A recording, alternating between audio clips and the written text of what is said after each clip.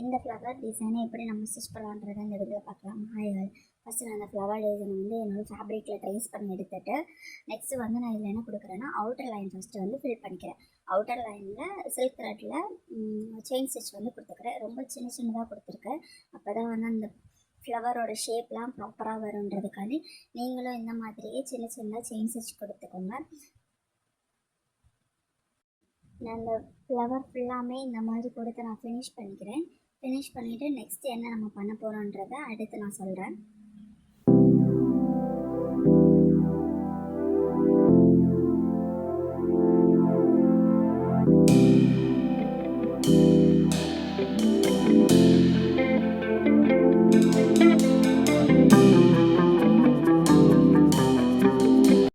நம்ம ஃபுல்லாக ஃபில் பண்ணி முடித்ததுக்கப்புறம் நெக்ஸ்ட்டு நான் நார்மல் நீடில் ஜம்கி ஒர்க் பண்ண போகிறேன். ஓகேங்களா, ரெண்டு ஜம்கி வச்சு நான் அவுட்டர் லைனில் ஒரு சுற்றி நம்ம ஒரு ஸ்டிச் கொடுத்து நம்ம அதை ஃபினிஷ் பண்ண போகிறோம்.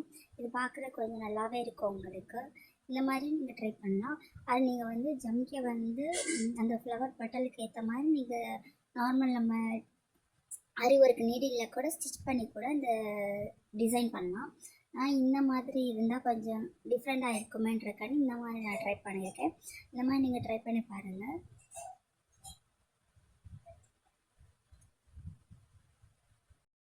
நான் அந்த சில்க் த்ரெட் அவுட்டர் லைன் கொடுத்துருக்கேன் இல்லையா, அதை ஃபாலோ பண்ணி தான் அந்த ஜம்கி ஒர்க் பண்ணுறேன். நீங்கள் அவுட்டர் லைன் கொடுக்காம வெறும் ஜம்கியை நம்ம ஆரி நீடில் ஸ்டிச் பண்ணி கூட நீங்கள் அந்த டிசைன்ஸ் கொடுக்கலாம். நான் இந்த மாதிரி டிசைன் கொடுத்துருக்கேன். நம்மளுக்கு எப்படி தோணுதோ அந்த மாதிரி நம்ம ட்ரை பண்ணி பார்த்து ப்ராக்டிஸ் பண்ணும்போது எந்த டிசைனாக இருந்தாலும் கொஞ்சம் நம்மளுக்கு ஈஸியாக போடுறதுக்கு வரும்.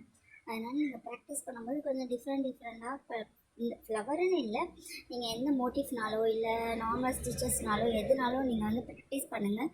உங்களுக்கு ரொம்பவே யூஸ்ஃபுல்லாக இருக்கும் இப்படி ப்ராக்டிஸ் பண்ணும்போது. இந்த ஜம்கி ஒர்க்கை நான் ஃபுல்லாக கம்ப்ளீட் பண்ணிவிட்டு உங்களுக்கு எப்படி இருக்குன்னு காட்டுறேன்னு பாருங்கள். உங்களுக்கு புரியும் நான் ஏன் இப்படி ஸ்டிச் பண்ணியிருக்கேன்றது.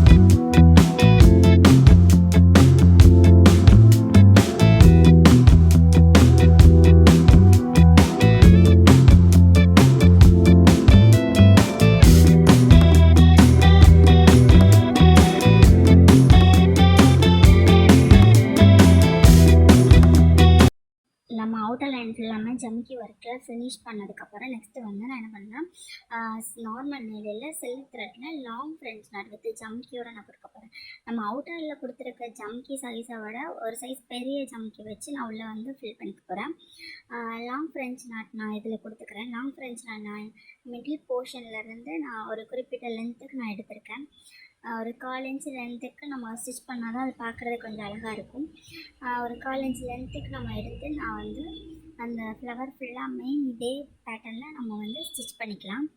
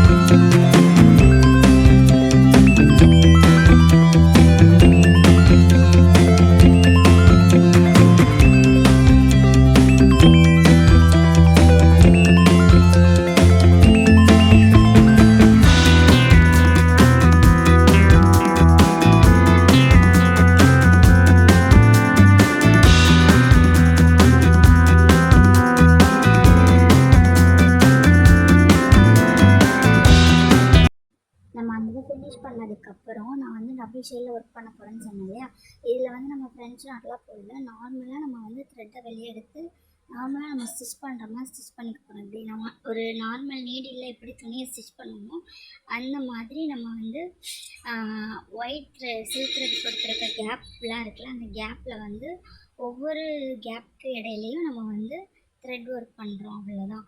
ரொம்ப சிம்பிளான ஒர்க்கு, ரொம்ப ஈஸியாகவும் இருக்கும் உங்களுக்கு ஸ்டிச் பண்ணும்போது.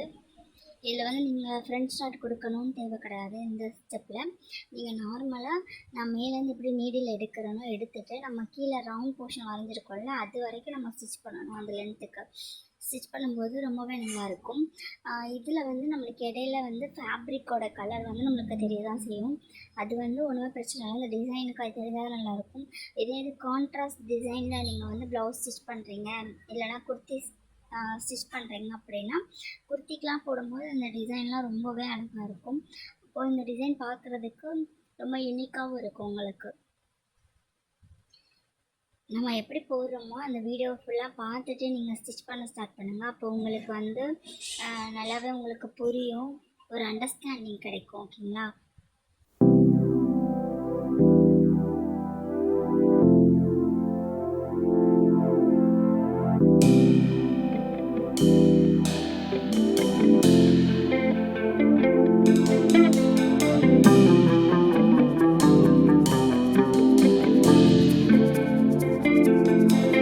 நம்ம நெக்ஸ்ட்டு வந்து உள்ளே வந்து ஃபில்லிங் பண்ண போகிறோம். உள்ளே வந்து ஃபில்லிங்க்கு வந்து நான் ஃப்ரெஞ்ச் நாட் கொடுத்துக்கிறேன்.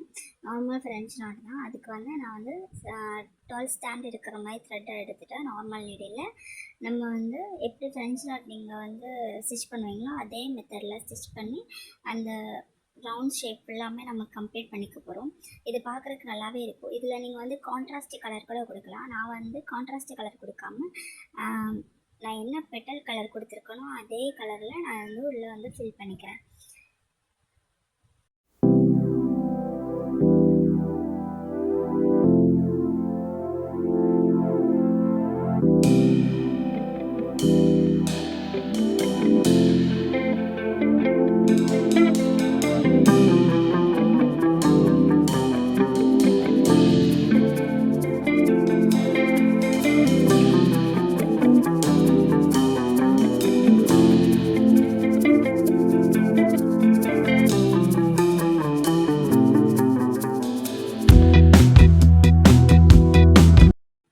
இந்த சென்டர் போர்ஷனில் நீங்கள் வந்து ஃப்ரெஞ்ச் நாட் தான் கொடுக்கணும்னு தேவையில்லை.